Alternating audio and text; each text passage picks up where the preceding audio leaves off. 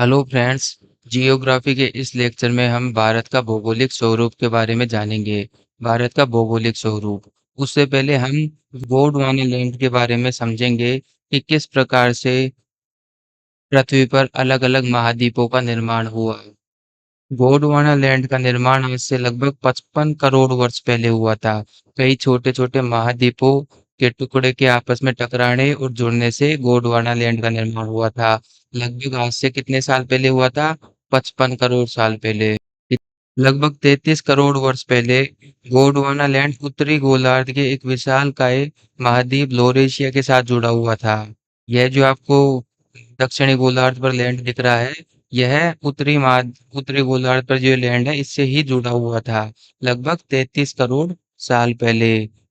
और इस पूरे महाद्वीप को क्या कहते हैं? ने क्या पढ़ा? पृथ्वी पर सबसे पहले गोंडवाना लैंड था, जो 55 करोड़ वर्ष पहले था। और 33 करोड़ वर्ष पहले गोंडवाना लैंड जो उत्तरी गोलार्ध के यूरेशिया से टकराया और एक पूरा महाद्वीप बन गया। पूरा महाद्वीप 33 करोड़ वर्ष पहले बना, तो 33 करोड़ वर्ष पहले एक महाद्वीप और संपूर्ण पृथ्वी पर पानी था। धीरे धीरे महाद्वीप में पृथ्वी के अंदर जो टेक्टोनिक प्लेट्स है, उसकी हलचल के कारण धीरे धीरे महाद्वीप हमेशा के लिए एक नहीं रह पाए और अलग अलग होने लगे। और लगभग आज से 18 करोड़ वर्ष पहले पेंजिया महाद्वीप जो एक था, वह टूटना शुरू हुआ। आज से 18 करोड़ वर्ष पहले पेंजिया महाद्वीप टूटना स्टार्ट हुआ। और फिर वापस से गोंडवाना लैंड, ये जो यूरेशिया महाद्वीप है, इससे अलग हो गया। ये जो अलग हुआ है, ये लगभग 18 करोड़ वर्ष पहले हुआ है। और इसके कुछ समय बाद गोंडवाना लैंड भी टूटकर अलग-अलग महाद्वीपों में बँट गया। जो साउथ में महाद्वीप आपको दिख रहे हैं, Africa, South America, India, Antarctica, Australia, इन सब अलग-अलग महाद्वीपों में ये गोंडवाना लैंड बँट गया। और गोंडवाना लैंड के अलग होने के बाद जो भारतीय टेक्टोनिक प्लेट है, ये जो छोटा सा हिस्सा है जिसे हम भारत कहते हैं, यह उत्तर की ओर तेजी से खिसकने लगा। और ये लाखों वर्ष तक उत्तर में चलता रहा और लगभग आज से 4 से 5 करोड़ वर्ष पहले यूरेशियम नामक प्लेट से टकराया। और जब यह महाद्वीप यहाँ पर यूरेशियम नामक प्लेट से इस महाद्वीप के हिस्से से टकराया, तो दुनिया की सबसे ऊंची पर्वत श्रृंखला हिमालय का निर्माण हुआ। यहाँ पर हिमालय का निर्माण हुआ। पहले यहाँ पर क्या था? पहले यहाँ पर पूरा तैतीस सागर था। फिर यह भारतीय महाद्वीप उत्तर की ओर चला और लगभग 4-5 करोड़ वर्ष पूर्व यहाँ पर यूरेशियन प्लेट जो जो कि लोरेशिया का हिस्सा थी, वहां से टकराया और हिमालय का निर्माण हुआ। और सबसे इम्पोर्टेंट बात कि जहाँ पर ये भारत है, ये आज भी उत्तर की ओर खिसक रही है धीरे धीरे। और आज भी हिमालय में हर साल कुछ मिलीमीटर ऊंचा जा रहा है। हिमालय हिमालय की ऊंचाई आज भी बढ़ रही है क्योंकि यह उत्तर की ओर खिसक रही है और हिमालय ऊंचा जा रहा है। तो हमने क्या पढ़ा? सबसे पहले पृथ्वी पर गोंडवाना लैंड था। गोंडवाना लैंड लगभग 55 करोड़ वर्ष पहले था। और यह गोंडवाना लैंड पृथ्वी पर सबसे पहले छोटे छोटे जो महाद्वीप है उनके टुकड़ों के टकराने से यह लैंड बना। और फिर 33 करोड़ वर्ष पहले आज से जो उत्तरी गोलार्ध पर लोएशिया से 33 करोड़ वर्ष पहले चिपक गया था, तो यह कंप्लीट एक महाद्वीप बन गया था। बीच में कोई स्पेस नहीं था, पूरा एक महाद्वीप था जिसे पेंजिया महाद्वीप कहते हैं। पेंजिया महाद्वीप। और इसके अलावा पृथ्वी पर सिर्फ समुद्र था। फिर वापस से 18 करोड़ वर्ष पूर्व पेंजियम महाद्वीप का टूटना शुरू हुआ और गोंडवाना लैंड फिर से लॉरेशिया से अलग हो गया। और उसके कुछ वर्ष बाद में गोंडवाना लैंड के भी अलग-अलग टुकड़े होने लगे और अलग-अलग महाद्वीपों का निर्माण हुआ, जैसे कि Africa, South America, Antarctica, Australia और इंडिया। फिर आज से लगभग 4-5 करोड़ वर्ष पूर्व भारत का जो हिस्सा है, यह उत्तर की ओर गमन करने लगा और लॉरेशिया महाद्वीप का जो ये यूरेशियन प्लेट है, इससे टकराया। और जो भिड़ंत इतनी तेज थी कि यहाँ पर हिमालय पर्वत श्रेणी श्रृंखला का निर्माण हुआ और भारत का यह महाद्वीप आज भी उत्तर की ओर गमन कर रहा है। तो हर साल कुछ मिलीमीटर हिमालय ऊपर उठ जाता है। तो इस तरीके से हमारे भारत का निर्माण हुआ। अब हम स्टार्ट करते हैं भारत का भौगोलिक स्वरूप। भारत 4 भागों में बँटा हुआ है। उत्तर में पर्वतीय भूभाग है और दूसरा है बड़े मैदानों के रूप में। जो ये क्षेत्र है बड़े मैदानों के रूप में है, जिसमें उत्तर प्रदेश, बिहार, एमपी, झारखंड, छत्तीसगढ़, उड़ीसा का क्षेत्र आता है। फिर आता है प्रायद्वीपीय उच्च भूमि। जो हमारा साउथ इंडिया है वह प्रायद्वीपीय उच्च भूमि के रूप में बँटा हुआ है। फिर आता है भारतीय तट और द्वीप समूह। जो भारत के तट है जिस पश्चिमी और पूर्वी तट, और भारत के जो द्वीप समूह है लक्षद्वीप, अंडमान निकोबार द्वीप और अलग अलग द्वीप समूह है उसके रूप में। तो भारत 4 भागों में बटा हुआ है। सबसे पहले हम पढ़ेंगे उत्तरी पर्वतीय भूभाग। उत्तरी पर्वतीय भूभाग में क्या क्या शामिल है? हिमालय, हिंदू कुश और पटकाई पर्वत श्रृंखला शामिल है। जैसे कि हमने पढ़ा था हिमालय का निर्माण कब हुआ था? आज से लगभग 5 करोड़ वर्ष पहले। तो 50 मिलियन वर्ष पूर्व हिमालय, हिंदूकुश और पटकाई पर्वत श्रेणी श्रृंखलाओं का निर्माण हुआ था। कैसे हुआ था? जो भारतीय महाद्वीप है वह गोंडवाना लैंड से अलग होकर उत्तर में यूरेशिया की तरफ गमन करने लगा और यूरेशिया के यूरेशियन प्लेट से टकराया और हिमालय का निर्माण हुआ। हिमालय के अंदर दुनिया की सबसे ऊंची पर्वत श्रृंखलाएं हैं और हिमालय भारत को जो ध्रुवीय ठंडी हवा है उनसे बचाता है। अगर हिमालय नहीं होता तो भारत में हमेशा ठंड रहती, क्योंकि भारत पृथ्वी के उत्तरी गोलार्ध पर आता है। लेकिन जो उत्तरी गोलार्ध से आने वाली ठंडी हवाएं हैं उससे हिमालय हमारी रक्षा करते हैं। मानसून के समय में अरब महासागर और बंगाल की खाड़ी से जो बादल बनते हैं वह भारत से होते हुए हिमालय की तरफ जाते हैं और हिमालय के अवरोध पैदा करने की वजह से यहाँ पर खूब बरसात होती है। तो भारत में कुल कितना परसेंट है पर्वत? भारत में लगभग 10.6% भारतीय भूभाग पर पर्वत है। पहाड़ियाँ कितने प्रतिशत है? 18.5% है। ध्यान रखना जो जो पहाड़ 600 मीटर के नीचे है उन्हें पहाड़ियाँ बोलते हैं और जो पहाड़ 600 मीटर के ऊपर है उन्हें पर्वत बोलते हैं। पठार कितना प्रतिशत है? भारतीय भूभाग पर पठार 27.7% है और मैदान 43.3% है। अब हम पढ़ेंगे वलित और मोड़दार पर्वत श्रृंखलाओं के बारे में। वलित और मोड़दार पर्वत में जो सबसे नए पहाड़ है वो कौन कौन से हैं? हमारे देश में है हिमालय, जो अभी भी हर साल कुछ मिलीमीटर ऊपर उठ रहा है। लगभग 5 करोड़ वर्ष पहले पुराना ही है। फिर आता है साउथ अप, साउथ अमेरिका में एंडीज, यूरोप में एल्पस और उत्तरी अमेरिका में रॉकीज की पर्वत श्रृंखलाएं। ये नवीन पर्वत श्रृंखलाएं हैं। जबकि सबसे पुरानी पर्वत श्रृंखलाएं कौन सी है? अरावली। भारत में कौन सी है? अरावली। फिर होती है यूरल, जो कि यूरोप और एशिया को अलग करती है। जो हिमालय है, हिमालय का हम पढ़ेंगे अब प्रादेशिक विस्तार। उत्तर पश्चिम भाग, जो ये उत्तर पश्चिमी भाग है इसमें कौन कौन सी श्रेणियां हैं? काराकोरम, लद्दाख, जोस्कर की श्रेणियां हैं। जो उत्तर पश्चिमी हिमालय है उसके अंदर यहाँ पर काराकोरम, लद्दाख और जोस्कर की श्रेणियां हैं जो भारत के जम्मू कश्मीर, हिमाचल प्रदेश और उत्तराखंड में मिलती है।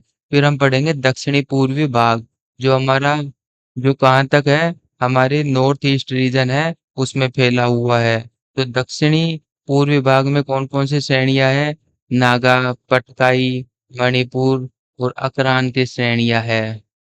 हिमालय की कुल कितनी लंबाई है? हिमालय की जो टोटल लंबाई है वह 2400 किलोमीटर है।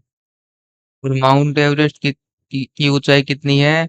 8848.46 मीटर। ध्यान रखना ये नया लेटेस्ट ऊंचाई के बारे में बता रहा हूँ। हिमालय हमारे मानसून को नियमित करता है। और प्रमुख दर्रे कौन से हैं हिमालय के? जोजिला, नाथुला और शेवकिला। इन सब के बारे में हम बाद में पढ़ेंगे। अब हम हिमालय के प्रादेशिक विभाजन के बारे में पढ़ेंगे। जो हिमालय है वह अलग-अलग नदियों के माध्यम से किस तरीके से 4 भागों में बटा हुआ है। जो कौन-कौन से 4 भाग? 4 भाग है, पहला है पंजाब हिमालय, फिर है कुमायूं हिमालय, फिर नेपाल हिमालय, फिर असम हिमालय। जो पंजाब हिमालय है उसकी लंबाई 560 किलोमीटर है, जो सिंधु और सतलज नदियों के मध्य है। सिंधु और सतलज नदी के मध्य कौन सा हिमालय है? पंजाब हिमालय। फिर आता है उसके बाद कुमायूं हिमालय, जो 320 किलोमीटर की लंबाई के साथ बना हुआ है। सतलज व काली नदी के मध्य में जो हिमालय है वह कुमायूं हिमालय है। ध्यान रखना, सिंधु, सत सतलज, काली, तीस्ता, देहांग। ठीक है, ये चार नदी है जो उत्तर से पूर्व दिशा में चार अलग अलग नदियां हैं, और इनके बीच में जो हिमालय की श्रृंखलाएं हैं उसके बारे में बात कर रहे हैं हम। ठीक है, तो सबसे पहले पंजाब हिमालय जो सन- सिंधु से सतलज के बीच में है, लगभग 560 किलोमीटर का। फिर कुमायूं हिमालय जो सतलज से काली के बीच में है, 320 किलोमीटर का। फिर नेपाल हिमालय जो काली से तीस्ता के बीच में है, 800 किलोमीटर का। ध्यान रखना, नेपाल हिमालय सबसे बड़ा है, इसके अंदर पूरा नेपाल आ जाता है। और फिर आता है नेपाल के बाद असम हिमालय, जो तीस्ता से देहांग तक है, लगभग 720 किलोमीटर का। तो इस तरीके से हिमालय चार भागों में बटा हुआ है। और हिमालय की आकृति कैसी है? जैसे कि ये भारतीय महाद्वीप है, ठीक है, जैसे ये भारत है, तो भारत में जो ये हिमालय है, जम्मू कश्मीर से लेके असम तक इस तरीके से बना हुआ है। तो जो प्रायद्वीपीय भाग है जो हमारे भारत है, उसकी तरफ से तो यह कॉन्वेक्स लेंस की तरह देखता है। और जो तिब्बत और नेपाल इस साइड है, उसकी तरफ यह कॉनकेव लेंस की तरह देखता है। तो प्रायद्वीपीय पठार जिसमें भारत आता है, उसके साइड से तो यह उत्तर लेंस की तरह है, जबकि तिब्बत के पठार या फिर नेपाल के साइड, चाइना के साइड, यह उत्तर लेंस की तरह कार्य करता है। और हिमालय से पहले यहाँ पर 33 सागर था, जो हमने पढ़ा अभी। ठीक है, वलयों की तीव्रता व निर्माण की आयु के आधार पर हिमालय का विभाजन। हिमालय चार भागों में विभाजित होता है: ट्रांस हिमालय, बृहत हिमालय, लघु हिमालय और वाया हिमालय। इन सब के बारे में हम एक एक करके पढ़ेंगे। सबसे पहले है trans Himalaya. Trans Himalaya Eurasia plate के खंड है। जिस तरह मैंने बताया कि गोंडवाना से भारत उत्तरी तरफ ट्रेवल किया, तो यहाँ पर यूरेशिया महाद्वीप था। तो यूरेशिया महाद्वीप से टकराव के बाद में हिमालय का निर्माण हुआ। तो ये जो ट्रांस हिमालय है, यह उत्तरी गोलार्ध पर जो यूरेशिया प्लेट थी उसका ही खंड है। यहाँ पर जो हिमालय का विस्तार हुआ, जिसमें जो इस नॉर्थ गोलार्ध पर जो प्लेट थी उसका जो खंड है उसको ट्रांस हिमालय बोलते हैं। और यह मुख्य हिमालय से बना हुआ है। इसका जो उच्चतम बिंदु है, K2 गोड जिसे गोडविन आस्टीन बोलते हैं, उसकी ऊंचाई कितनी है? 8611 मीटर, जो कि काराकोरम श्रृंखला में है। जो काराकोरम श्रृंखला है, इसके अंदर K2 यानी कि गोडविन आस्टीन सबसे ऊंची पर्वत श्रृंखला है। ठीक है, ट्रांस हिमालय अवसादी व कायांतरित चट्टानों से बना हुआ है। अवसादी व कायांतरित चट्टानों से बना हुआ है। और जो तिब्बत के पठार है, वह ट्रांस हिमालय में आते हैं, जिसे विश्व की छत भी कहा जाता है। तो ट्रांस हिमालय में कितने दर्रे दर्रे हैं? काराकोरम का दर्रा, लद्दाख का दर्रा और जोस्कर की पहाड़ियां है उसके दर्रे। और इसमें सिंधु और श्योक नदी भी बहती है। तो हम इस प्रकार से फोटो में देख सकते हैं कि यहाँ पर काराकोरम दर्रा और लद्दाख दर्रे के बीच में श्योक नदी है, और लद्दाख दर्रा और जोस्कर की पहाड़ियां है उसके बीच में सिंधु नदी बहती है। तो इसमें ठंडे पठारी क्षेत्र है, शुष्क मैदान है और ऊंचे ऊंचे पर्वत श्रृंखलाएं हैं। तो इसे कोल्ड डेजर्ट भी बोला जाता है। ठीक है, फिर उसके बाद हम पढ़ेंगे महान हिमालय, या फिर उसे हिमाद्री हिमालय भी बोलते हैं, या फिर बृहत हिमालय। तीनों एक ही है। ध्यान रख, एग्जामिनर अपना क्वेश्चन किसी भी शब्द से बना सकता है, तो हमें पता होना चाहिए कि महान हिमालय, हिमाद्री हिमालय और बृहत हिमालय एक ही हिमालय है। और इसके पश्चिम में नंगा पर्वत है, और पूर्व में नामचाबरवा के पहाड़ है। पूर्व में किसके पहाड़ है? नामचाबरवा के पहाड़ है, जबकि पश्चिम में नंगा पर्वत है। जो विश्व की सबसे ऊंची एवरेस्ट है, माउंट एवरेस्ट, वह भी बृहत हिमालय में ही है। उसकी ऊंचाई कितनी है? 8848.86 मीटर। 8848.86 मीटर। मैंने ऊपर 8848.46 मीटर पढ़ाया था, जो कि मेरी मिस्टेक थी। तो इसकी जो ऊंचाई है वो कितनी है? 8848.86 मीटर। और माउंट एवरेस्ट को नेपाल में सागरमाथा बोलते हैं, जबकि चीन में चोमोलांगमा। ध्यान रखना, माउंट आबू के दो अलग अलग नाम। चीन में बोलते हैं इसको चोमोलांगमा, जबकि नेपाल में सागरमाथा बोलते हैं। जो वृहद हिमालय है, इसकी जो औसत ऊंचाई है वह 6,000 मीटर है। वृहद हिमालय की औसत ऊंचाई 6,000 मीटर है। और माउंट एवरेस्ट के बाद में वृहद हिमालय की जो दूसरी सबसे ऊंची चोटी है उसका क्या नाम है? माउंट कंचनजंगा, जो कि सिक्किम में है। और वो कितनी है? 8598 मीटर है। ध्यान रखना, दूसरी सबसे ऊंची चोटी नहीं है, वृहद हिमालय की दूसरी सबसे ऊंची चोटी है। दूसरी सबसे ऊंची चोटी तो K2 या फिर गोडविन आस्टविन भी बोलते हैं उसको, वह है, जो कि 8611 मीटर है। ठीक है। और इसी वृहद हिमालय की जो तीसरी सबसे ऊंची चोटी है उसका क्या नाम है? नंदा देवी के पहाड़, जो कि 7816 मीटर है। फिर उसके बाद हम पढ़ेंगे लघु हिमालय, जिसको मध्य हिमालय भी बोला जाता है। इसकी ऊंचाई लगभग इसकी जो औसत ऊंचाई है लगभग 1800 से 3000 मीटर है। इसमें पीर पंजाल की श्रेणियां है, जो कि जम्मू कश्मीर में है। पश्चिमी विस्तार में पीर पंजाल की श्रेणियां है, जम्मू कश्मीर में है। और ये जो जम्मू कश्मीर है, यह लघु और जो महान हिमालय है उसकी घाटियों के बीच में बसा हुआ है।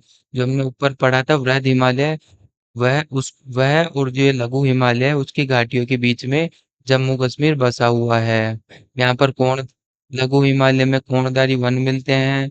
ढालों पर छोटे छोटे घास के मैदान भी मिलते हैं। और कश्मीरी घाटी में जो ये घास के मैदान है, इसको क्या कहते हैं? मर्ग कहते हैं। जैसे कि हम गुलमर्ग और सोनमर्ग, कश्मीर में जो दो पर्यटन स्थल है, वह ये घास के मैदान है। उत्तराखंड में क्या बोलते हैं? पयार बोलते हैं। पयार या बुगियाल। लघु हिमालय की सबसे ऊंची पर्वत श्रृंखलाएं कौन कौन सी है? धौलाधार पर्वत श्रृंखला और नागटिक्का, जो कि उत्तराखंड में है। धौलाधार कहाँ पर है? हिमाचल प्रदेश में है। अब हम पढ़ेंगे बाया हिमालय, जिसको हम बोलते हैं शिवालिक हिमालय। यह लगभग 900 से 1200 मीटर की औसत ऊंचाई पर है। इसको पश्चिम में दून बोलते हैं, जैसे कि हमारा उत्तराखंड में देहरादून है, वह बाया हिमालय का ही पार्ट है। और पूर्वी द्वार पर इसको द्वार बोलते हैं, जैसे कि हरिद्वार है। शिवालिक के जो निचला स्तर है उसको तराई भी कहते हैं, जिसके बारे में हम आगे पढ़ेंगे। और यह हिमालय का सबसे नया पार्ट है, सबसे नवीनतम पार्ट है। देखो, भारतीय महाद्वीप हमें अच्छे से पता है कि ऊपर की तरफ किसका जा रहा है, ठीक है? ऊपर की तरफ किसका जा रहा है? तो ऊपर जो नॉर्थ पार्ट है वह ऊंचा होता जा रहा है, और जो साउथ से नॉर्थ की तरफ जा रहा है पार्ट, वह धीरे धीरे पहाड़ बनता जा रहा है। तो ये जो नया नया पहाड़ बन रहा है, यह नवीनतम पहाड़ शिवालिक हिमालय है। फिर आता है पूर्वांचल या फिर पूर्वी पहाड़ियाँ। इसमें पटकाई बूम, नागा, मणिपुर, मिजो पहाड़ियाँ शामिल है। हरी भरी व घनी वनस्पति वाली पहाड़ियाँ इसके अंदर आती है। तो हम चित्र में देख सकते हैं कि जो ट्रांस हिमालय है, इसमें काराकोरम दर्रा, फिर लद्दाख और फिर जोश की पहाड़ियाँ है। तो काराकोरम और लद्दाख दर्रे के बीच में कौन सी नदी बहती है? श्योक नदी।